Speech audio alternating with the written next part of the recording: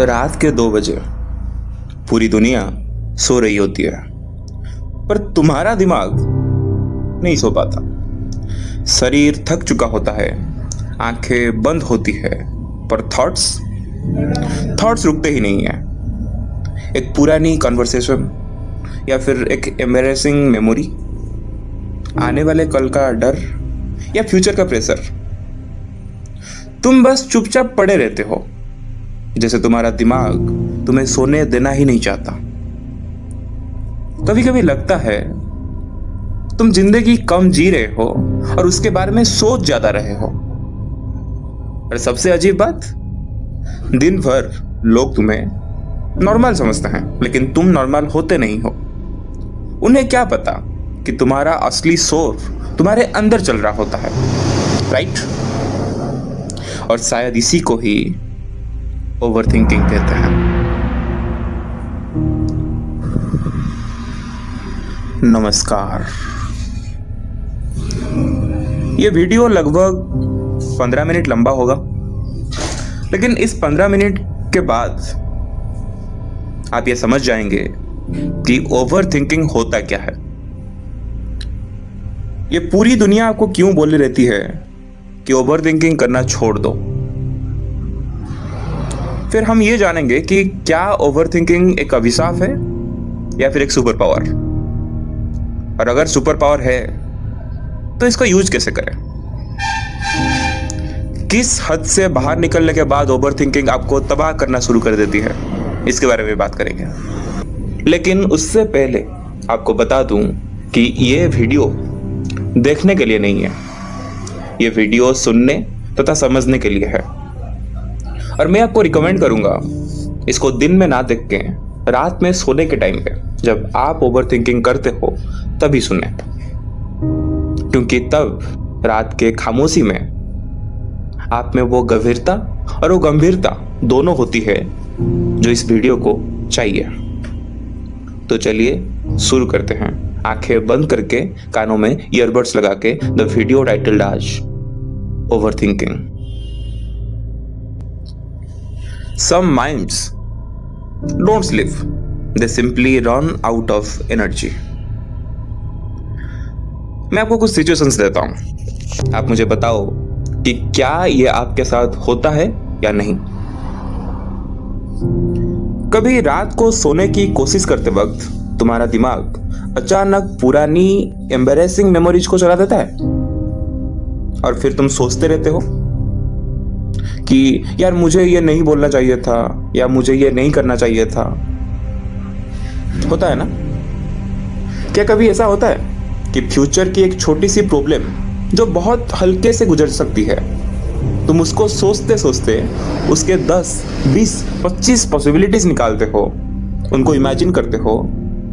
फिर आपका दिमाग आपको बोलता है कि अगर ऐसा हो गया तो क्या करूं, अगर सब खराब हो गया तो क्या करूं। होता है ना? कभी किसी डिसीजन को इतना एनालाइज किया है कि एंड में तुम कुछ कर ही नहीं पाए उसके रिलेटेड, क्योंकि गलत डिसीजन लेने से ज्यादा तुम्हें उसके कॉन्सिक्वेंसेस, उसके परिणाम का डर रहता है। होता है? या फिर कभी नोटिस किया है कि तुम सिचुएशन से थक नहीं जाते, तुम उसके बारे में लगातार सोच के थक जाते हो।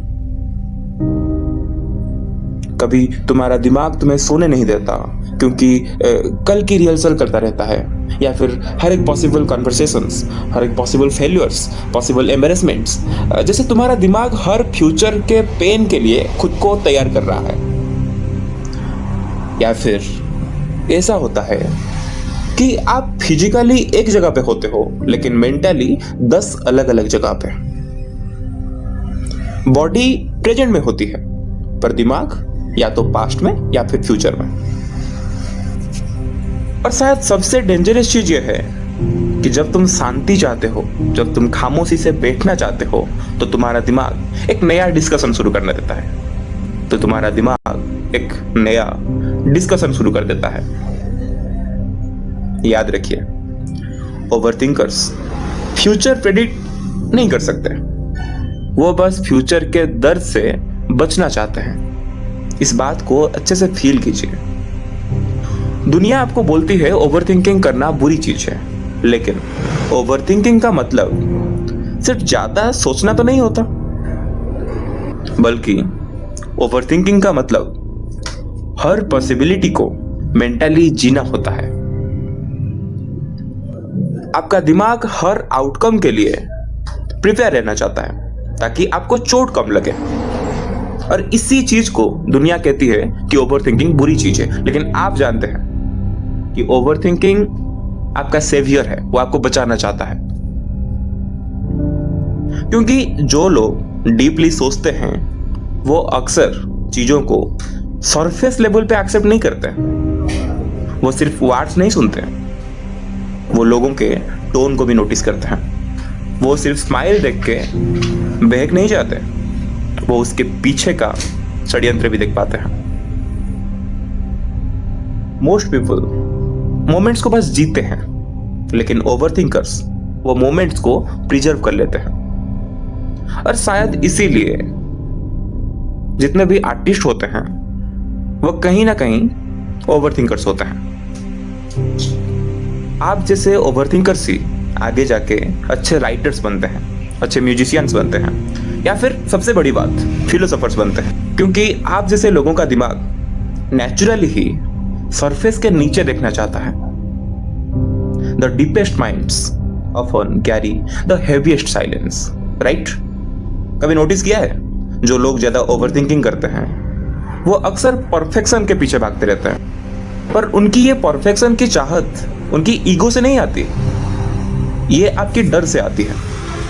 आप कुछ भी चीज के लिए ओवरथिंकिंग सिर्फ इसीलिए करते हो क्योंकि आप रिग्रेट से बचने की कोशिश करते हो, है ना?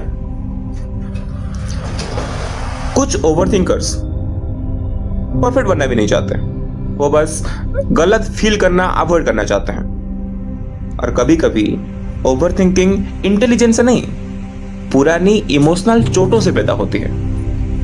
और अगर आप भी इसका शिकार हैं तो आइदर आप पहले बहुत हॉट हो चुके हैं, क्योंकि जब इंसान को पहले कुछ दर्द मिला होता है तो उसका दिमाग फ्यूचर की हर पॉसिबिलिटी को स्कैन करना शुरू कर देता है ताकि दोबारा उसको उतनी चोट ना लगे। और ये शायद आपका दिमाग आपके लिए भी कर रहा है, लेकिन ये सारा दुनिया इसको समझ नहीं पाती और आपको बोलती है कि तुम बार बार ओवरथिंकिंग क्यों करते हो। आपका दिमाग आपको परेशान करना नहीं चाहता, वो आपको बचाना चाहता है बस। हाँ, लेकिन कभी कभी ये जरूरत से ज्यादा हो जाती है। Every gift becomes poison when it loses balance.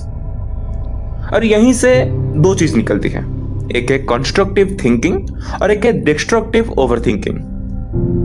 याद रखिए, डीप थिंकिंग सॉल्यूशन ढूंढती है, लेकिन डिस्ट्रक्टिव ओवरथिंकिंग सॉल्यूशन नहीं, सर्टेनिटी ढूंढती है। सर्टेनिटी मतलब लाइफ में हर एक चीज उसको सर्टेन चाहिए, लेकिन प्रॉब्लम यह है सर्टेनिटी जिंदगी में होती ही नहीं है। कंस्ट्रक्टिव थिंकिंग के बाद हम एक्शन लेते हैं, हम आगे बढ़ते हैं, लेकिन डिस्ट्रक्टिव ओवरथिंकिंग के बाद हमें बस एंजाइटी आती है, हम कुछ कर नहीं पाते। और जब हम ऑलरेडी 10 मिनट ओवरथिंकिंग के फायदों के बारे में बात कर चुके हैं, अभी ओवरथिंकिंग के डिमेरिट्स के बारे में जानना बहुत जरूरी है। और ये डिमेरिट्स इस डिस्ट्रक्टिव ओवरथिंकिंग से आती है, क्योंकि उस पॉइंट के बाद तुम सॉल्यूशन नहीं ढूंढ पा रहे होते हो, तुम बस इमोशंस फील करते रहते हो।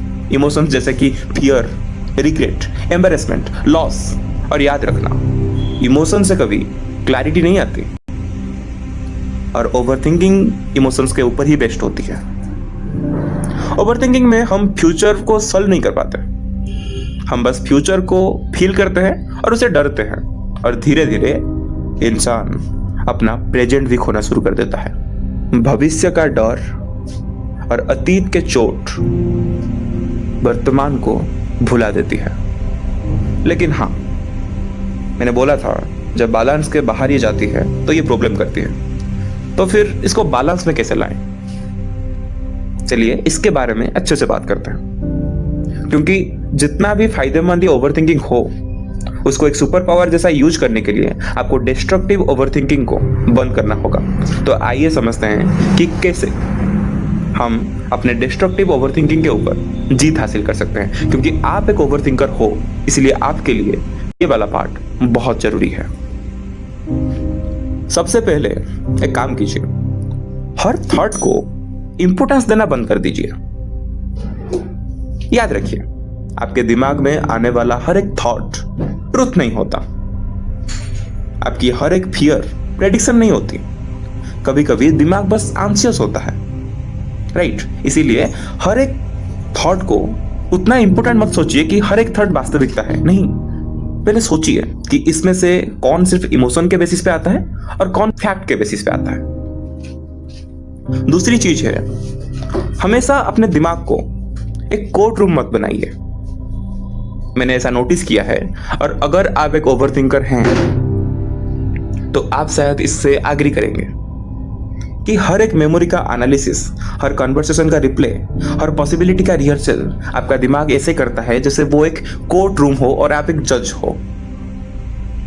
लेकिन बात यह है, इतनी प्रोसेसिंग के बाद आपको जितना सेफ फील होता है उससे कहीं ज्यादा एडजस्ट फील होता है, क्योंकि इतने प्रोसेसिंग के बाद दिमाग थक जाता है, जो कि जरूरत भी नहीं होती। तो इस कोर्ट रूम वाले ड्रामे को बंद कीजिए। डिसीजंस ट्राई कीजिए थोड़ा सोच के, इमोशंस को दूर रख के लेने के लिए।